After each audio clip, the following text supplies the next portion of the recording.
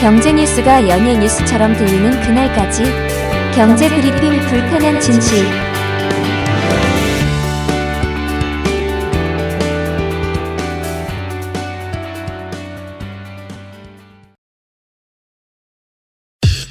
이PD의 픽. 이혼 소송 서류 가져오세요. 법원에서 들은 이야기가 아니라고 합니다. 놀랍게도 은행에서 이런 이야기를 했다는데요. 최근 2달 가까이 계속 대출 문턱을 높여온 은행들이 급기야 실수요자라는 것을 증명하기 위해 이 같은 황당 요구를 하고 있다는데요. 그렇다고 은행들만 탓하기도 힘든 것 같아요. 정부가 가계대출 급증세를 막되 실수요자는 알아서 골라 배려하라, 이런 말도 안 되는 요구를 하고 있기 때문이죠. 은행들은 나름대로 실수요자 예외 조항을 만들고 있는데 문제는요, 은행들마다 다를 수밖에 없다는 거죠. 소비자들도 주 거래은행 대신 대출을 받을 수 있는 조건의 은행을 찾느라 수학 문제보다 더 어려운 문제를 풀고 있다고 합니다. 가뜩이나 고물가에 실질 임금까지 감소해서 심란한데 왜 이런 수고까지 해야 하는 것일까요?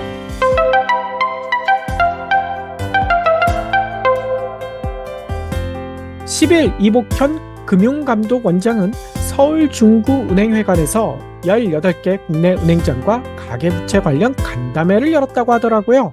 그런데 이 원장은 국민이나 은행 창구에서 일하는 분들에게 불편과 어려움을 드려 죄송하다라고 사과하면서도요, 가계대출을 엄정하게 관리하겠다는 당국 기조는 변함이 없다, 이렇게 강조했다고 합니다.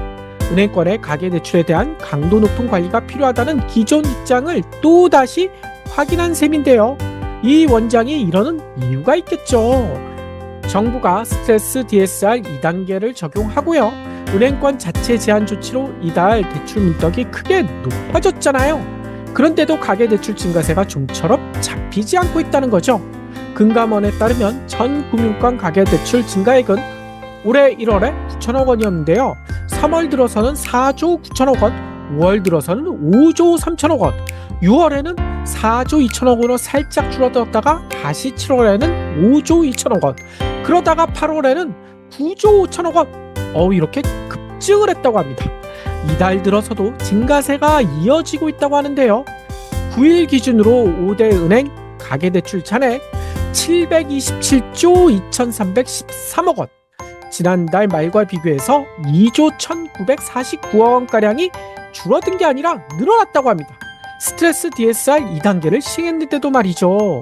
이 같은 기간 주담대는 1조 4,554억 원이 늘었고요. 신용대출도 5,409억 원이 증가했다고 합니다.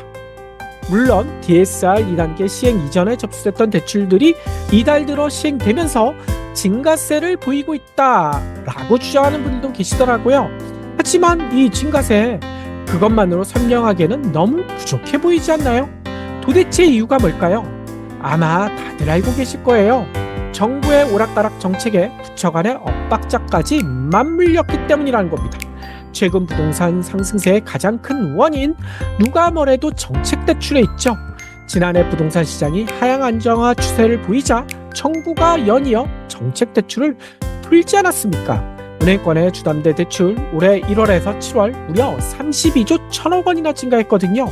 근데 이 가운데 국토부의 국민주택기금을 활용한 디딤돌, 버팀목, 신생아 특례, 이런 정책 대출만 무려 22조 3천억 원.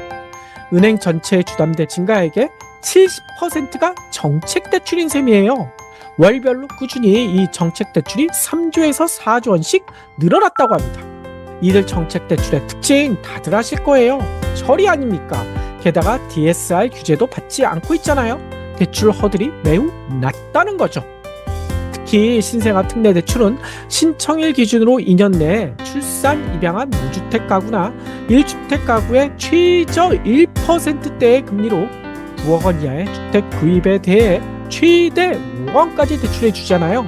디딤돌 대출도 부부 합산 연소득 8,500만 원 이하인 무주택자 대상으로 2에서 3%대 이렇게 낮은 금리로 빌려주고요. 이런 정책 자금이 대거 풀리면서 부동산 매매 수요를 자극했고 집값 상승과 가계부채 증가를 이끌었다는 것, 이거 부인하기가 힘들어 보인다는 거예요. 실제로 윤석열 대통령마저 지난달 29일 국정브리핑에서 이렇게 얘기했죠. 정책금리에 대해서는 정부가 관리하겠다는 메시지를 시장에 보내 과열 분위기를 진정시켜야 한다. 이런 주문까지 했다는 거예요. 지난 6일 김병환 금융위원장도 거시경제 금융현안 간담회 이후 브리핑에서 이렇게 얘기했대요. 4월 이후 가계대출이 늘어나는데 정책자금 비중이 높은 것은 사실이다. 이렇게 인정했다는 거예요. 그런데 지난 9일 박상욱 국토부 장관이 뜬금없는 얘기를 합니다. 기자간담회에서 이렇게 얘기했다는 거예요. 정책 대출이 집값 상승의 직접적인 원인이 아니다. 이렇게 얘기했다는 거예요. 더 나아가 정책자금 축소는 없다라는 뜻까지 내비쳤다고 합니다. 아니, 대통령은 정책자금 관리가 필요하다고 하는데 국토부 장관은 관리가 필요 없다고 하고, 아니, 국토부 장관이 대통령 들이받는 것도 아닌데 왜 이럴까요?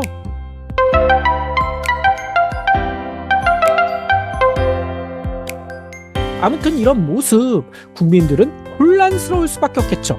어느 장단에 춤을 춰야 할지 모를 지경이라는 겁니다.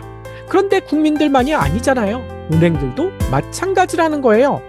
정부가 오락가락 하거나 말거나 우리는 이자만 챙기면 되지, 이렇게 안이하게 생각했던 은행들도 어제 사실상 이복현 금감위원장 앞에 집합한 거 아닙니까?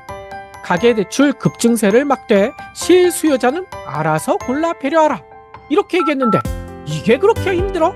이런 호통까지 들었을지도 모른다는 거예요. 이러자 은행들은 서둘러 실수요자에 대한 예외 규정을 마련하기 시작했다고 합니다. 10일부터 주택 신규 구입 목적이 주담대를 무주택 세대에만 허용하기로 한 신한은행, 살짝 허들을 낮췄다는 거예요. 신규 주택 구입 목적 주담대 시행 당일에 바로 같은 날에 기존 보유주택을 매도하는 조건으로 주택 매수 계약을 체결한 경우에는 예외로 해주겠다, 대출을 해주겠다, 예외로 해주겠다고 합니다.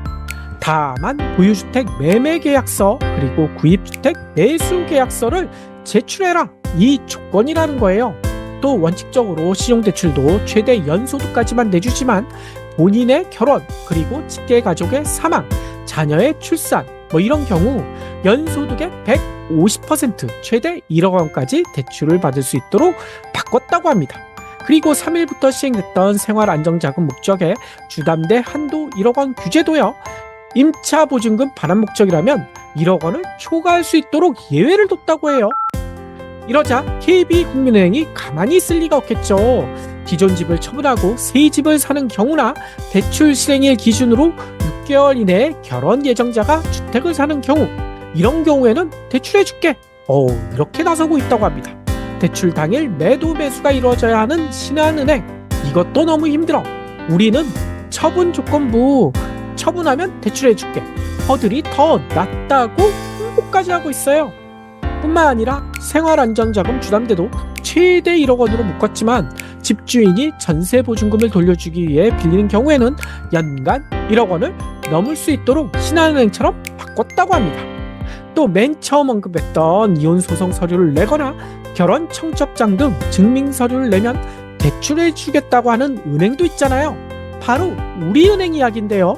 결혼을 하거나 상속을 받았다면 1주택자라도 주택담보대출이 가능하고, 직장을 바꿨거나 이혼소송 중이라면 전세대출도 가능해진다고 합니다. 다만 그냥 해주는 건 아니고요, 증빙자료를 내는 조건이라는 거예요. 따라서 대출받기 위해서 본의를 하거나 이혼을 한다라는 것을 증명해야 한다는 거죠.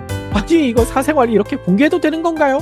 너무나 기가 막히지 않습니까? 이러니 대출 조건 맞추는 것이 수학 미적분 문제 푸는 것보다 어렵다라는 이야기가 나오는 거 아닐까요? 아니, 도대체 대출 시장의 혼란 언제까지 이렇게 지속되는 것일까요? 오락가락 정책에다 붙여간 엇박자 탓에 상당 기간 지속될 것 같은데요. 이래서 나온 속담도 있죠. 선무당이 사람 잡는다. 그러면 안전무당 불러야 될까요?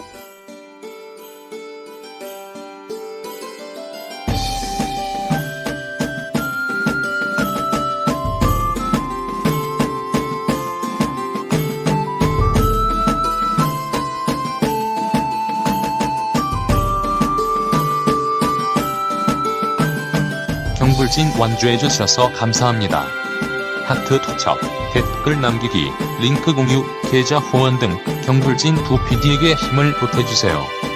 더 좋은 내용으로 보답하겠습니다.